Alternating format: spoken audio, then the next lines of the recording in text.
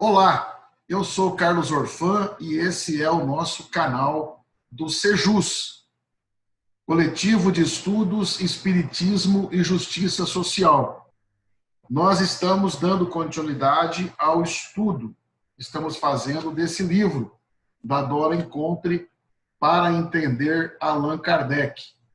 E, para tanto, hoje nós temos conosco a Regina Selle, que é professora, ela está lá em Campinas, e ela vai falar conosco sobre o 5º capítulo, que é a religiosidade universal. Tudo bem, Regina?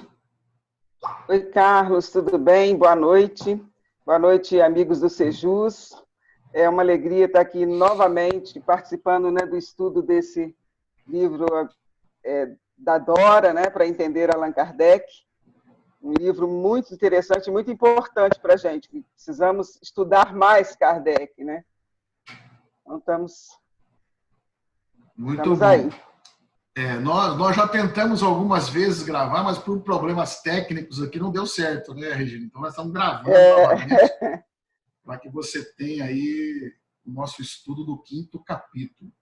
Fique à vontade, Regina, pode discorrer à vontade. Vamos ver se a gente consegue fazer no máximo em 20 minutos o vídeo. Tá, vamos tentar.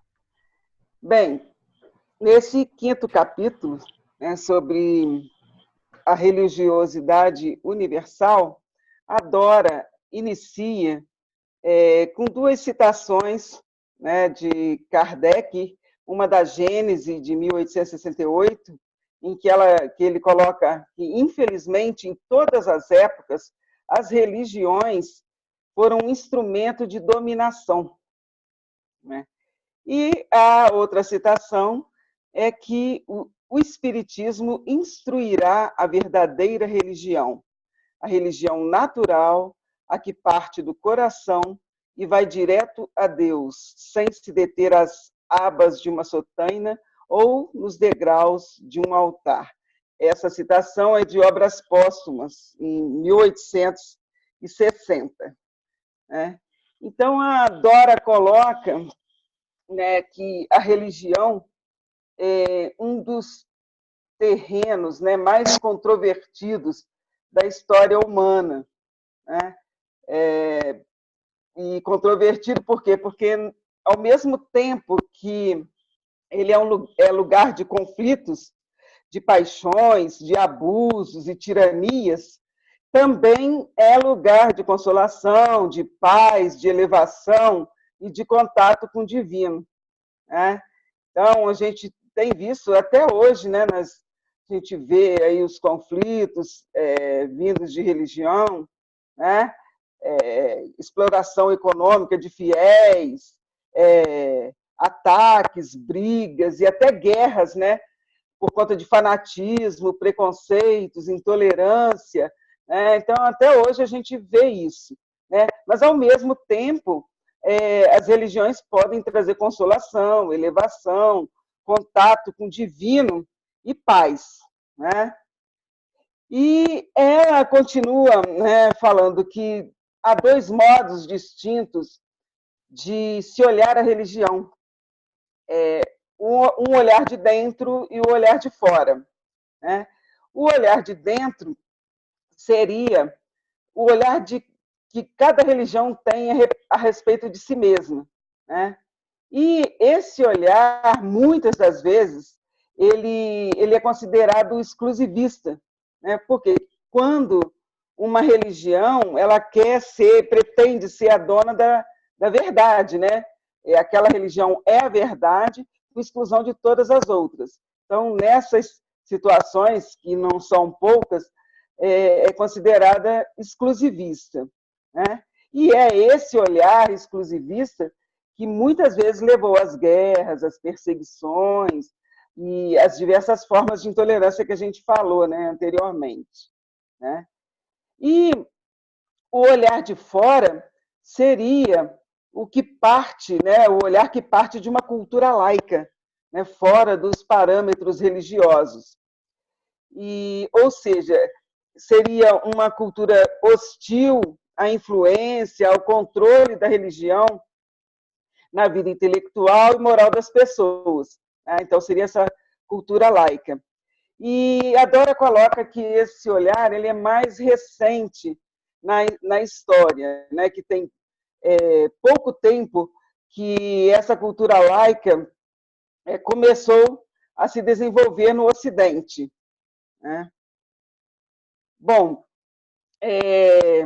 lembrando aqui uma das provocações do Felipe, né, sobre se nós, né, espíritas, conseguimos ter esse olhar de fora sobre a doutrina e o movimento espírita. Né? Então, teve um debate bacana, e eu separei aqui só um trechinho do Elias, né, dizendo que se olhar de fora apanha, né, e também é chamado de obsidiado, né, e já várias pessoas no grupo já colocaram, né, que já foram expulsos, excluídos, né, de centros e tudo. Né? E um trechinho do David também que colocou que existe pouco estudo e diálogo sobre o movimento espírita e seus adeptos. Os congressos não são congressos, não existe debate, sem debates não se chega ao olhar de fora. Né? Então, eu separei só esses dois trechinhos que achei interessante colocar aqui nesse debate, desse trecho aí do livro. E eu, Regina, penso que, no geral, parte dos espíritas não tem esse olhar exclusivista que pretende ser o dono, né, o único dono da verdade. Mas, por outro lado, também não tem essa criticidade exigida pelo olhar de fora. Né?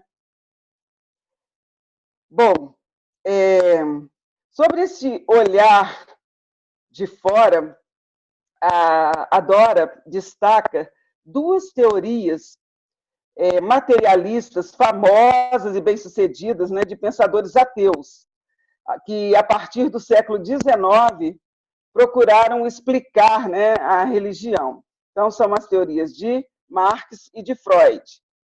Então, ela entende que o ponto de vista de Marx e de Freud explicam a religião negando a própria religião. Né?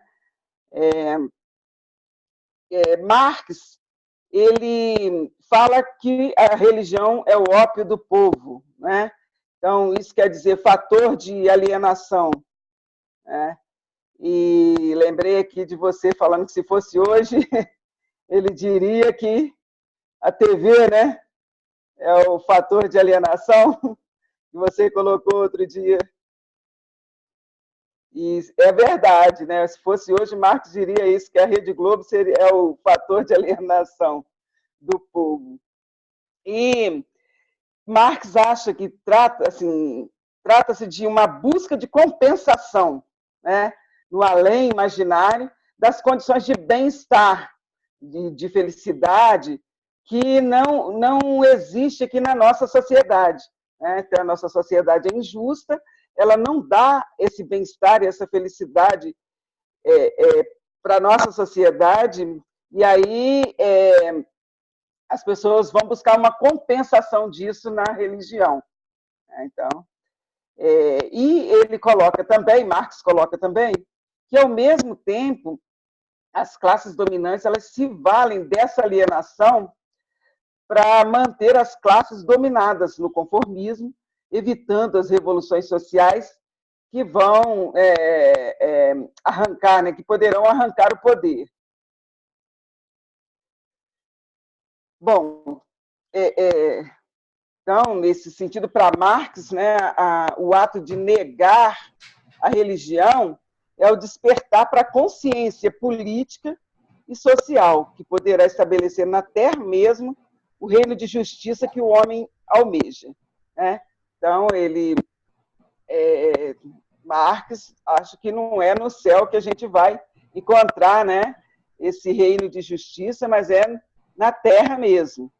Né? Enquanto na religião a gente vê lá que a felicidade não é desse mundo, né? Entre outras abordagens, ele coloca que essa justiça, essa felicidade pode acontecer aqui mesmo, né? Então, esse é o olhar de Marx, né? E também, numa provocação do Felipe, ele pergunta se nós podemos tecer um olhar sobre esse viés do movimento espírita brasileiro, atual, ao longo da sua história.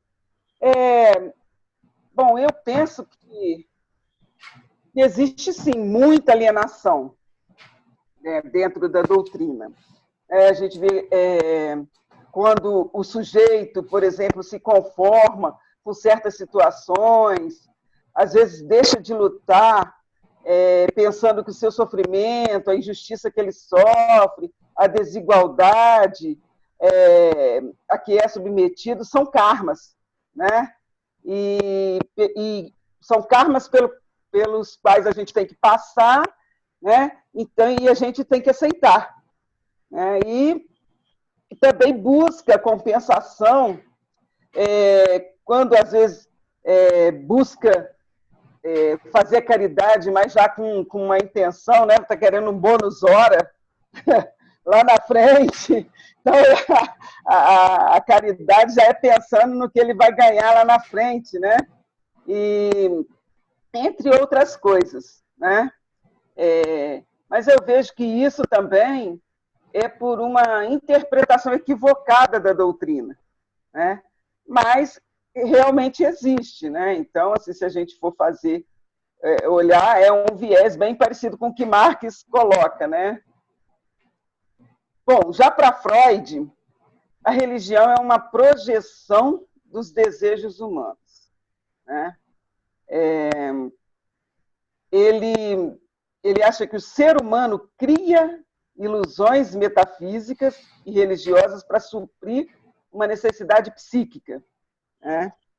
E na concepção dele, o ser humano é sempre um ser em conflito, é neurótico, né?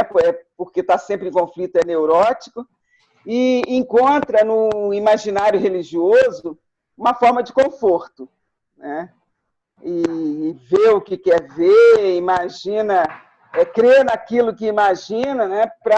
Para satisfazer suas carências. Estou rindo aqui porque estou pensando num monte de coisa ao mesmo tempo que eu falo. Bom, a Dora coloca que o sucesso dessas duas teorias se deve ao fato de que elas contêm ideias verdadeiras, né? Então, que realmente a religião no Ocidente, representada pelas igrejas cristãs, sempre foi fator de dominação econômica, política, social, né? E forma de dominação das consciências, né? E também, né, de fato, todos os fenômenos religiosos estão carregados de fantasias, de ilusões, né? São projeções humanas de carências, desejos e até condicionamentos históricos. Então, tem verdades, né, nessas duas teorias. Então, por isso, talvez o sucesso dessas teorias, né? E Kardec e Pestalozzi, diferente de Marx e de Freud e de outros ateus consagrados, né, eles souberam, né, diferente deles, eles souberam fazer a crítica da religião sem atingir, né, a sua essência, né, o seu cerne, sem acabar com os seus fundamentos. Então, essa é a diferença, né, de Kardec e de Pestalozzi para Marx, né, para Freud e outros materialistas, né? Então, eles conseguiram criticar, mas manter a essência da religião, né? E não, sem acabar com os fundamentos da religião, né? A Dora faz uma colocação muito interessante, que os materialistas, né, os ateus do século XIX, eles queriam tornar o materialismo inseparável da ciência. E ela considera isso ingenuidade, né? Que os ateus têm todo o direito de não acreditar em nada, né? Que Deus mesmo lhes dá esse direito. Mas também eles são arrogantes, né? Quando desqualificam a crença da maioria da humanidade, né? Que chamam de ilusão, de alienação, de ignorância, né? Então, ela acha que isso é uma arrogância deles, né? Que eles estariam, no caso, pensando que apenas eles têm lucidez suficiente para encarar a realidade. Concordo com ela. Tá certo. Bom, que lucidez é essa que nega tudo, né? Pois negar é mais fácil do que pensar, do que se debruçar sobre a questão e procurar saber por quê, então, né? Que isso tudo, tudo isso perfeito existe no nosso cosmos. É verdade. Dê o nome que queira dar, deu a definição que queira dar, mas não acreditar numa força criadora de tudo isso é acreditar no acaso como criador, né? O Big Bang, né? É verdade. Isso eu não acho que faz alguém superior a outro, né? Mas também não faz inferior, né?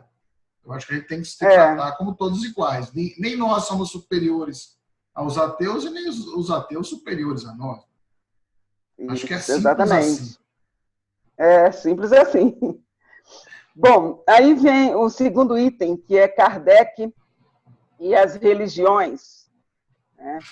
Então, onde ela coloca que a atitude de Kardec diante das religiões é bastante original, né?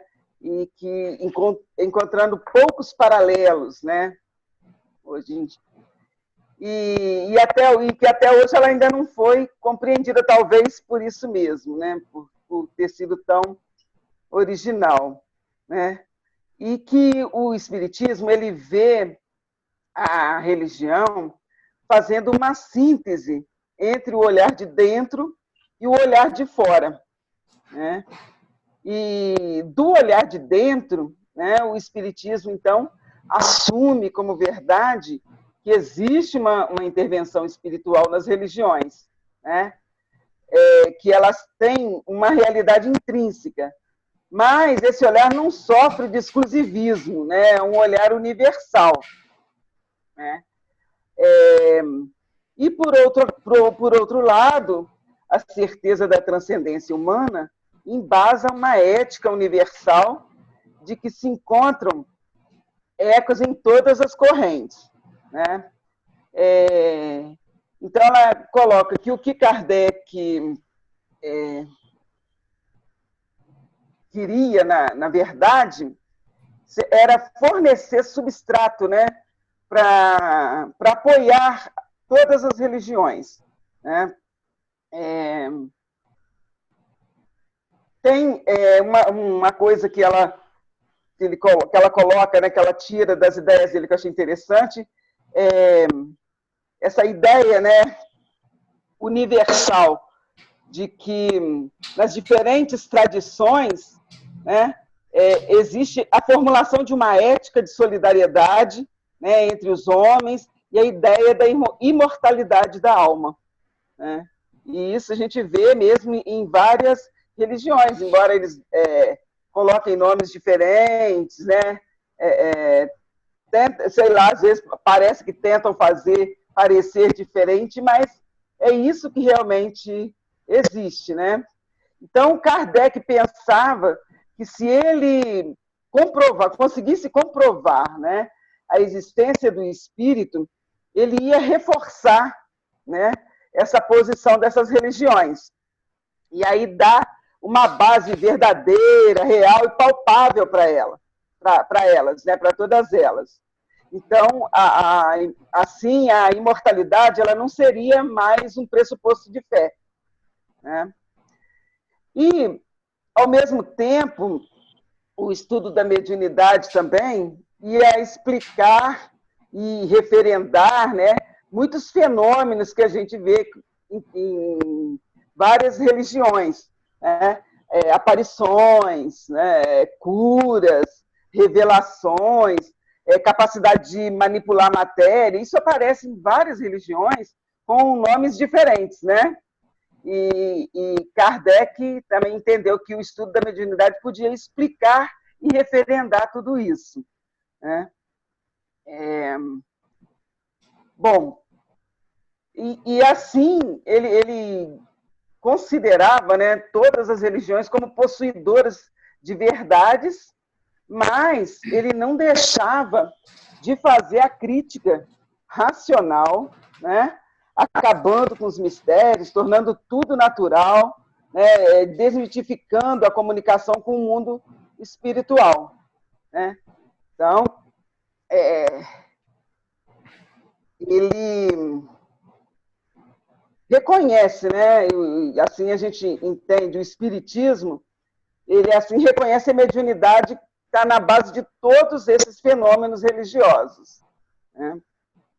E outra coisa que ele entende é que esses fenômenos, eles são naturais e são explicáveis, né? Não é nada de outro mundo, né? Não é nenhum terrorismo, não é nada disso. Então, estão ao alcance de todos, né? Então, essa compreensão, né, tornaria, né, democratizaria todas as religiões, né? Mas, bom, ele coloca também que só era possível salvar a religiosidade humana, né, que é uma dimensão inegável do ser, corrigindo as religiões, né? Fazendo-as mais racionais, obrigando-as a dialogar com a ciência e tornando-as mais próximas dos adeptos e mais abertas à aproximação com outras correntes, né? Então,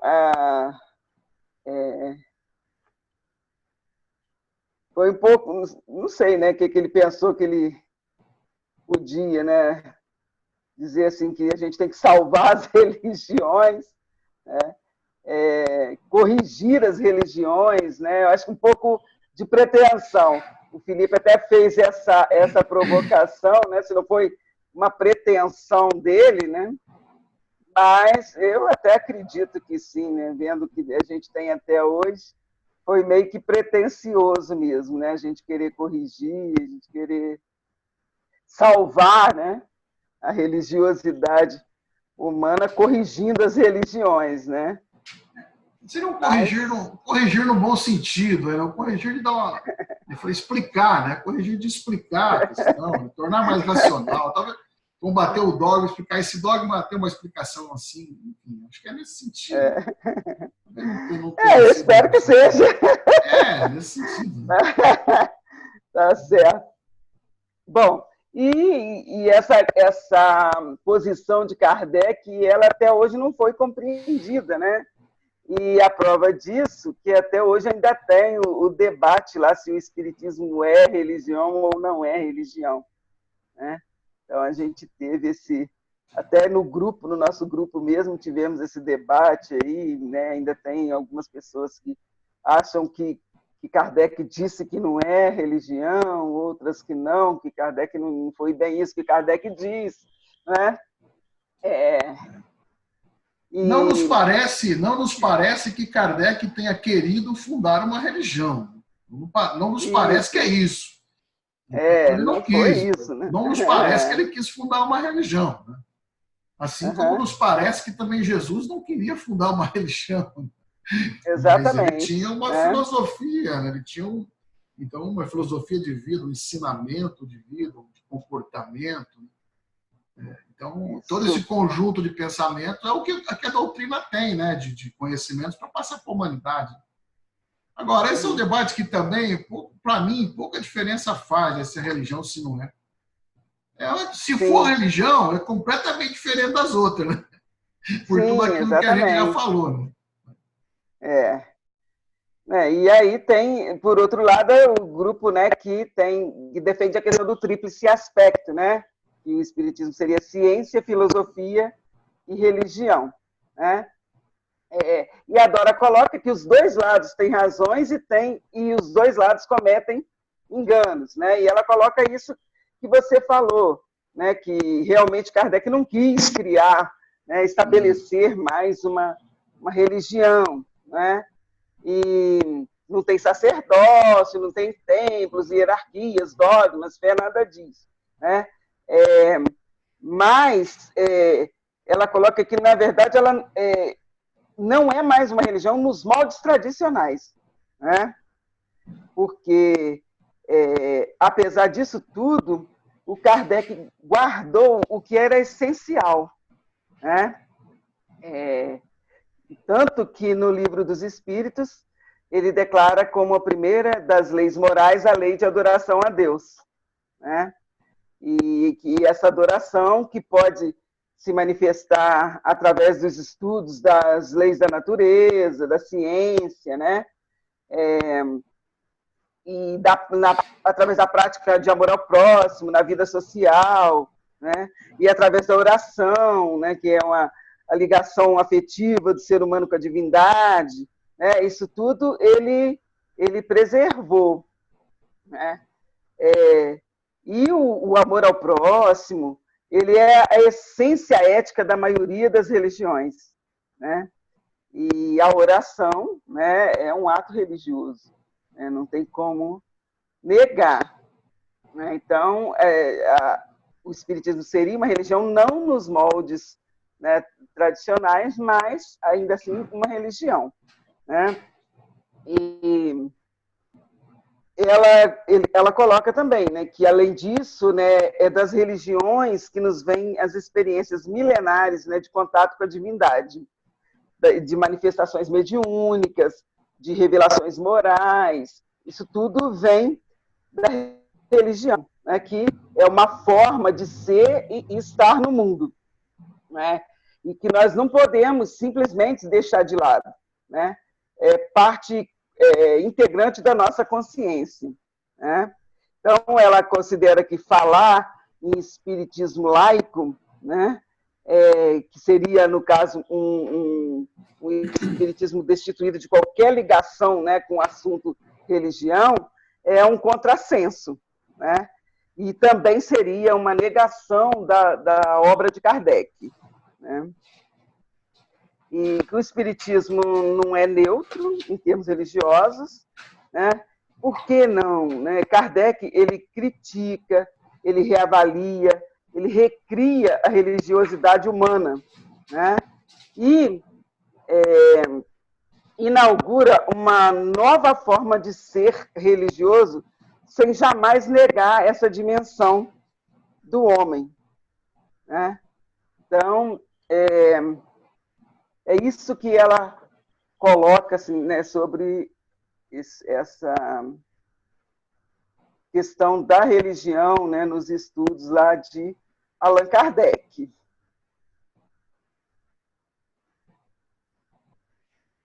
Certo?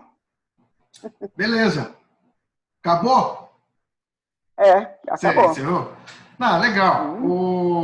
Regina, nós ficamos mais ou menos dentro do horário aí previsto, né? Um pouquinho, passou um pouquinho. Mas tudo bem, acho que foi bom. Acho que agora a gente vai apresentar um vídeo de uma boa qualidade para os nossos irmãos do Sejus, porque a gente estava realmente com dificuldade para gravar esses dias, tudo deu um maior problema para gravar, né, Regina? Mas agora deu tudo certo. Então, eu quero agradecer muito a você, Regina, pela disposição e disponibilidade, né? Disposição de estar conosco. Quero agradecer a você que está nos ouvindo, ou que vai nos ouvir, porque esse vídeo está sendo gravado. Desejar a todos um bom estudo e fique conosco sempre no Sejus. Na próxima semana estaremos com outro companheiro ou companheira aqui no canal. Tá bom? Um abraço a vocês e até semana. Um abraço para todos. Tchau. Tchau.